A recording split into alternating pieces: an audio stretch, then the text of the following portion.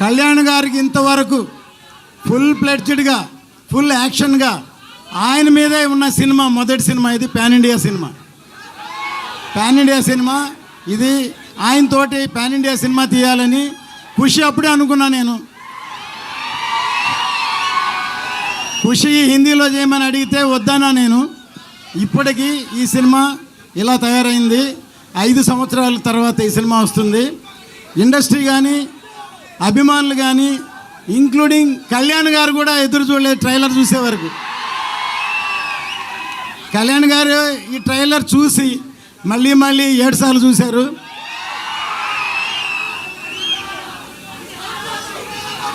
ఇప్పుడు చెప్తున్నాను, ఇప్పుడు ఇది సినిమా మాత్రమే. సినిమా రిలీజ్ అయిన తర్వాత జనంలోకి వెళ్ళాక ఇది పబ్లిక్ కనెక్ట్ అవుద్ది. ఈ సినిమా ఇది చరిత్రని గుర్తు చేస్తుంది, చరిత్రని గుర్తు చేసే సినిమా ఇది. ఎందుకంటే ఈ మధ్యనే చావా అని ఒక సినిమా రిలీజ్ అయింది. చావా ఛత్రపతి శివాజీ కొడుకు సంభాజీ బయోపిక్ ఎంతవరకు ఎవరికి తెలియదు. సడన్గా సినిమా రాగానే చాలామంది ఏడ్చారు సినిమా చూసి. సినిమా కనెక్ట్ అయింది. సో ఈ సినిమా కమర్షియల్ సినిమా.